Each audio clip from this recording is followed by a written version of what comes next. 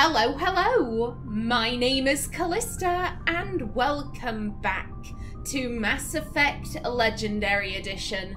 In the last episode, we were speaking with our companions. We were having another round of ship crew talks. Thank you, Meme and Arts, for the suggestion. You get 3 Callista points, because I do like that. It rolls off the tongue. Party camp talks, ship crew talks, I like it. I like it. And I have also sorted out our inventory. I would just like to show you the armor that Garrus is now wearing. It's kind of ugly, I'm not gonna lie. I'm very sorry, Garrus. I'm so sorry, but it's really good. It's really good armor. I couldn't not use it. Now, before I forget, let me just go sell off all of the tat. Looking for supplies? No, I want to sell you all of my shit. Let's see what you got. You bet, Commander. Yeah, we can... Oh, I forgot to look at the grenade upgrades.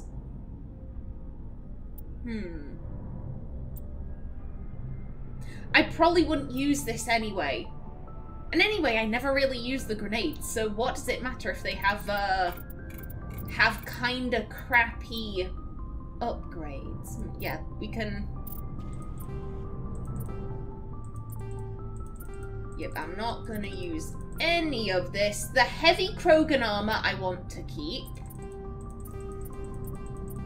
Because hopefully Wrex should be able to use that eventually. It's better than what he has currently, but he just couldn't equip it.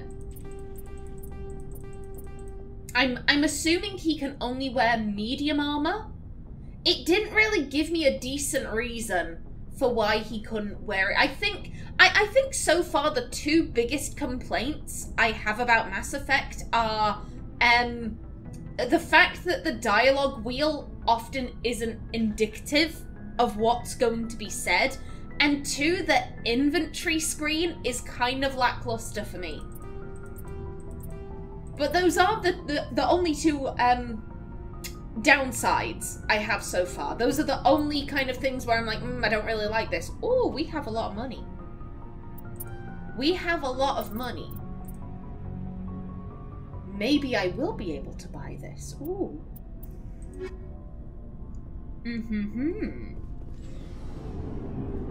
Now then, Ashley, my dear. Commander? Do you want to open up at all? What's your opinion of the last mission? Not sure I buy Dr. Tassoni's story about her and her mom not talking. They're family, right? Madam,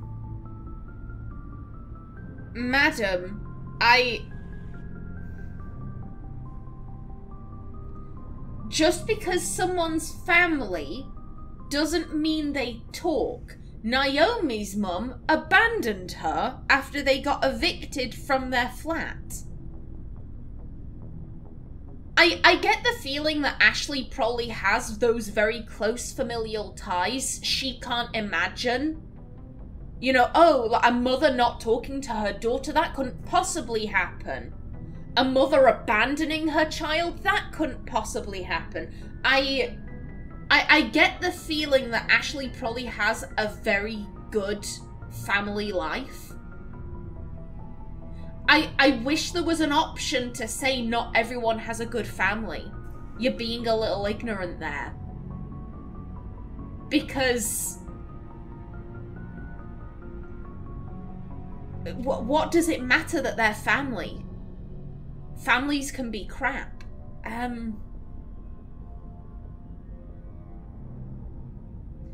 Definitely not this one. Because again, Naomi understands that just because someone is blood related to you doesn't mean they're gonna watch out for you. It doesn't mean they're gonna want to have anything to do with you. And here's the thing, like, Ashley, to be fair, Ashley might not know that Naomi is an orphan.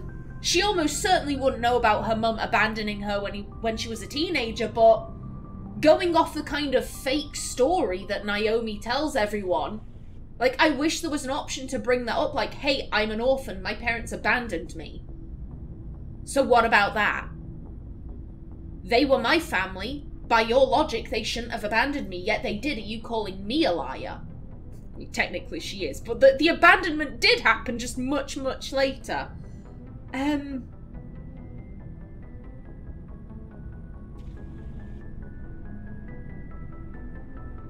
I think I'm actually going to go with this. Because I do think that Naomi believes Liara about the fact that she and her mum aren't close.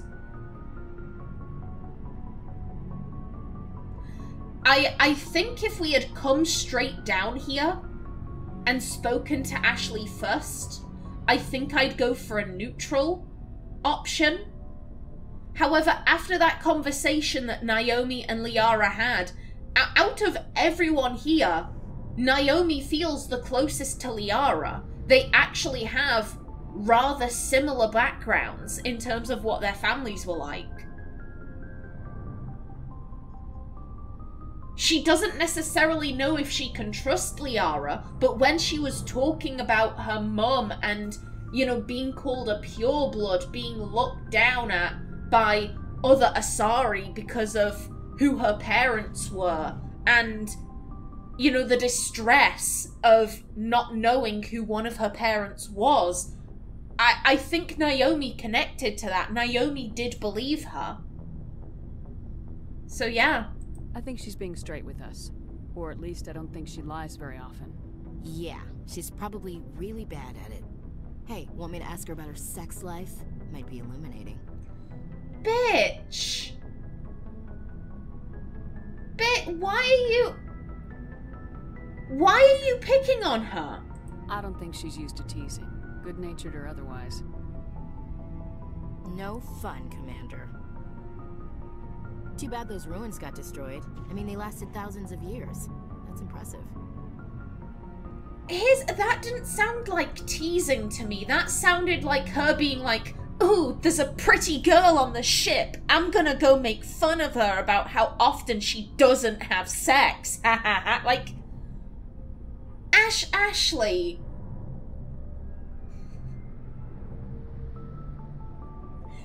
I'll say it again, Naomi really wants to have a decent relationship with Ashley because they are both soul survivors, but every time Ashley opens her mouth, she says something and Naomi's opinion just tanks.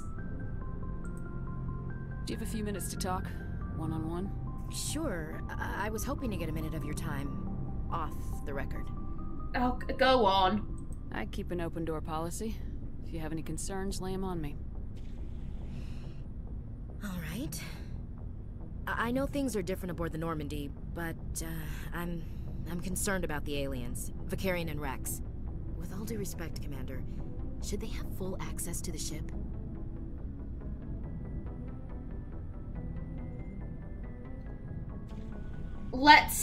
I definitely think Naomi is thinking, oh, you're being xenophobic here. However, let's give her the opportunity to speak. Let's not put words in her mouth. If she's going to be xenophobic... It sounds weird to say if she's going to be xenophobic, give her the chance. It's not... It's not that, but if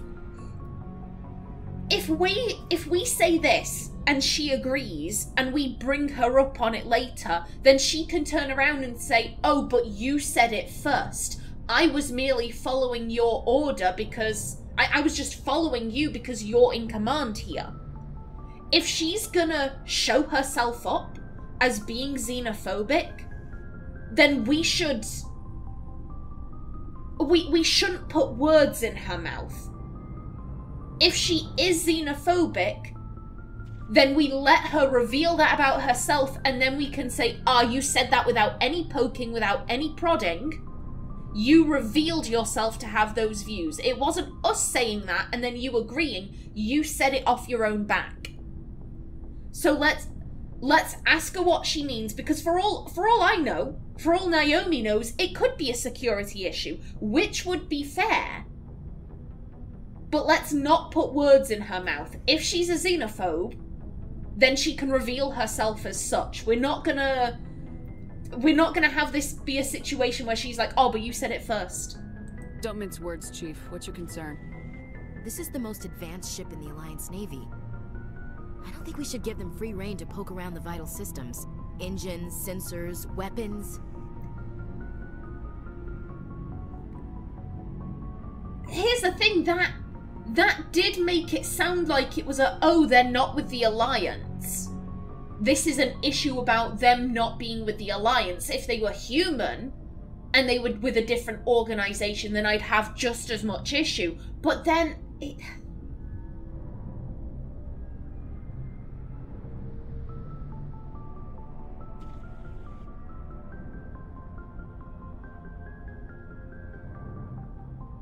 there were definitely some overtones there, but how she worded that was that it was more of a security concern.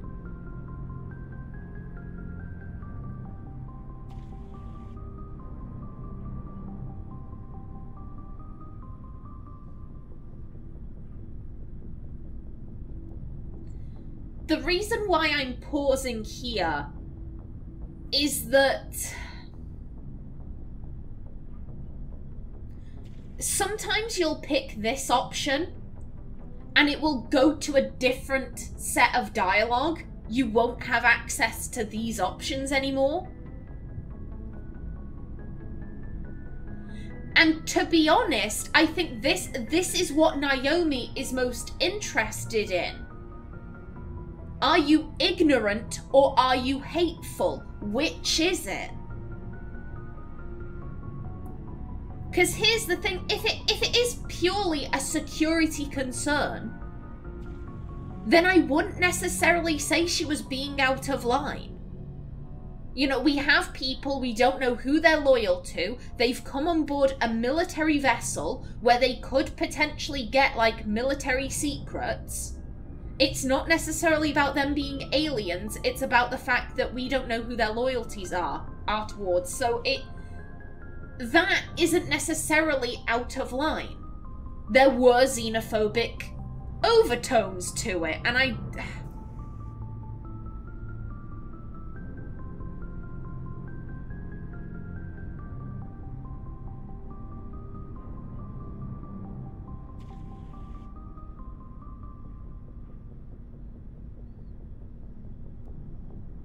again, I'm sorry I'm pausing so much. It's just the fact of, if I click this, will I still be able to say this? I don't know.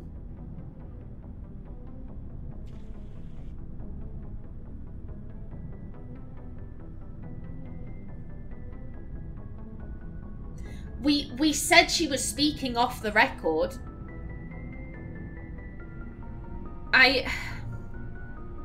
I'm gonna skip this. I'm gonna skip this. Whether she's being out of line or not, I don't think Naomi really cares about that. All she's trying to get to the bottom of is, are you a racist or are you just unsure of other species? Like, which is it? You don't trust the Alliance's allies? I'm not sure I'd call the Council races allies. We, humanity, have to learn to rely on ourselves. Yeah, but you can't do everything on your own. We need allies, we need help. That doesn't mean you stop relying on yourself, but asking for help isn't a weakness. Standing up for ourselves doesn't mean standing alone. I don't think we should turn down allies. I just think we shouldn't bet everything on them staying allies. As noble as the council members seem now, if their backs are against the wall, they'll abandon us. I mean, I can't say Naomi disagrees with that.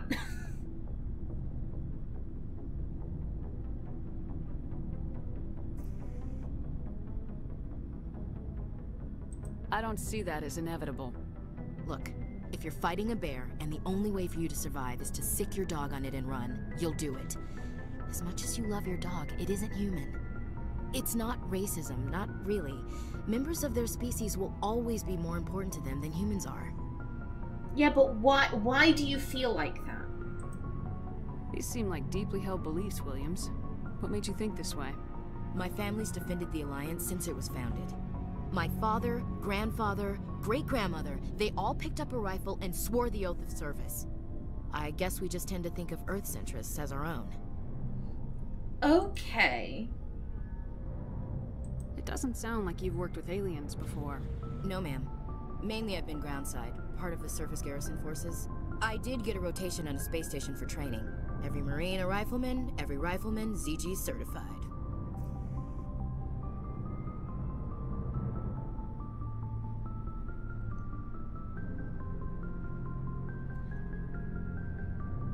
Again, I'm like, I wish I knew what this meant. You deserve better, like you deserve more training? You deserve to be able to go up into space? Because here's the thing, not everyone wants to do that.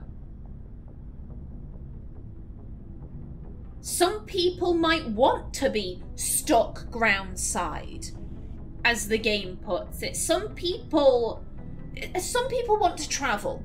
They want to live in far-flung locales and see as much of the world as they can. And some people are happy not going farther than the end of their own street. It doesn't mean that the people who don't travel as much deserve better. It just makes them home birds. It doesn't make them boring. It doesn't like, oh, you poor thing, you haven't seen as much of the world. If that's how they want to live, if they are happy, then that's what makes them happy. So again, when in doubt, go down the middle. That's odd. Your record is spotless and your technical scores are exemplary. You should be serving with the fleet. Anyway, that's why I haven't served with many aliens, Commander. I get the feeling there's probably something more to that. Maybe she turned a promotion down or something. If she should be serving with the fleet but isn't, then there's probably a reason for that. I never knew my family. Grew up an orphan on Earth. Anybody in your family I'd have heard of? Couldn't say, Commander. So why are you out here? Just trying to get away from Earth? I like that. I like that the background was referenced. Ooh,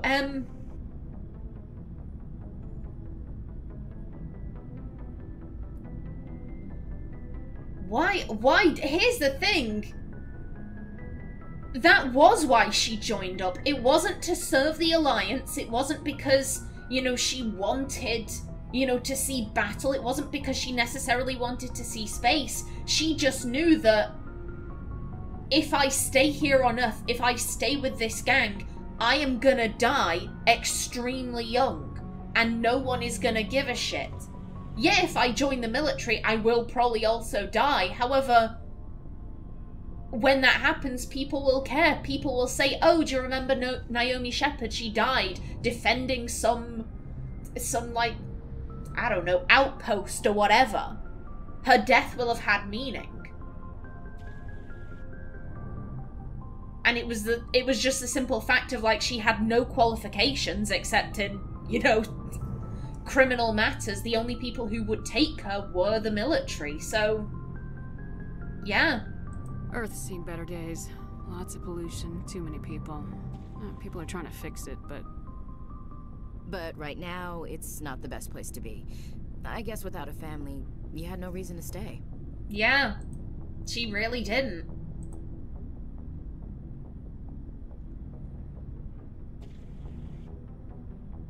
So it does sound like Ashley, or at least from how I'm interpreting this, she's more so ignorant than she is like a, oh, I fucking hate all aliens because I just fucking hate them. Fuck them, they should all die.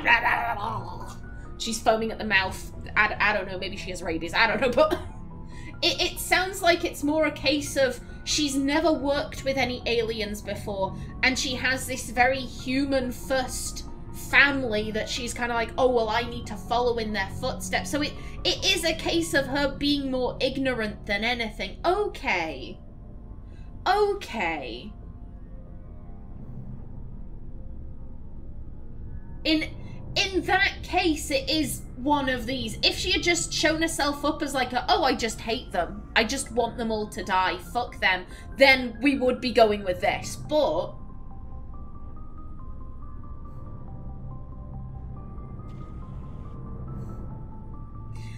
can Naomi understand her feelings?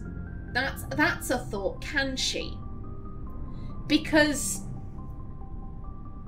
growing up on Earth in the slums, there probably weren't aliens around there. If she had grown up somewhere nice, I don't know, I assume there are probably Asari and Turians living on Earth as like diplomats or something.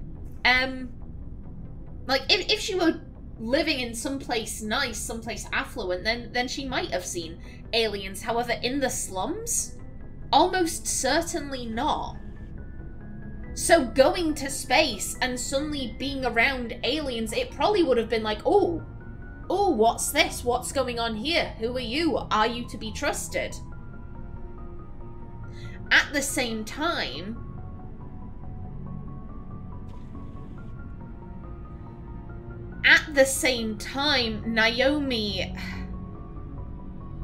Naomi being a black woman, she will have almost undoubtedly faced racism at some point in her life for something that she could not control. She's probably also experienced homophobia because of something that she could not control just because she was born that way.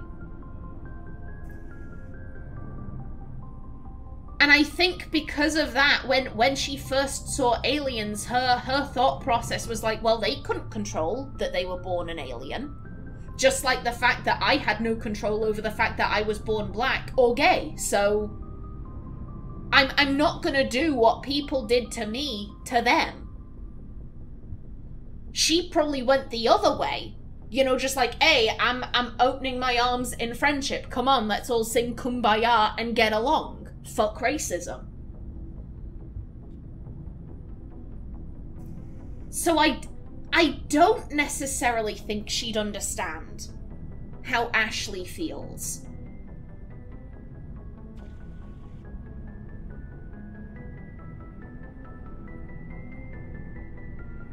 On one hand, I do want to go for this one because I feel like a gently approach would probably help Ashley get on the right path. I do reckon we can influence the companions to some degree, like with Garrus in the last episode, where he was talking about rules and stuff, and you had the option to say, no, rules are absolutely necessary, the neutral path, which I took, or, yeah, fuck the rules. I do reckon you can kind of influence them a wee bit. And saying, hey, I understand how you feel, but we all have to get along, that would probably help Ashley to stop being so xenophobic. But I just don't think Naomi knows how she understands.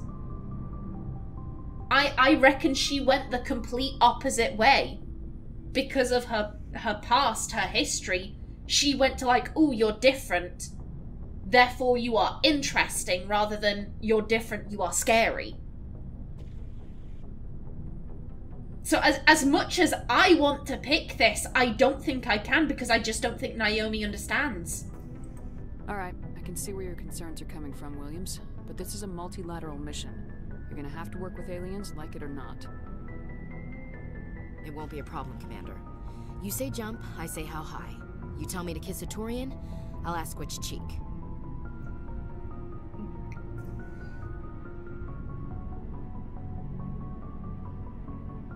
She's being sassy.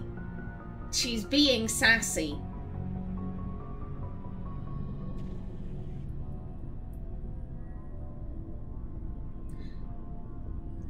I think Naomi would pull rank.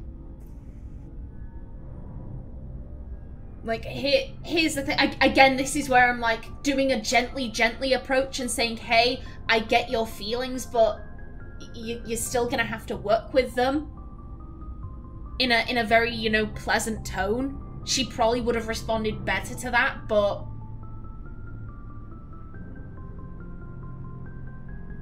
she's being snide. She's being snide here. And I don't think Naomi likes it. I'm glad there won't be a problem. Anything else you need, Commander? No, I think we're good. Dismissed, Chief. Ma'am. Oh.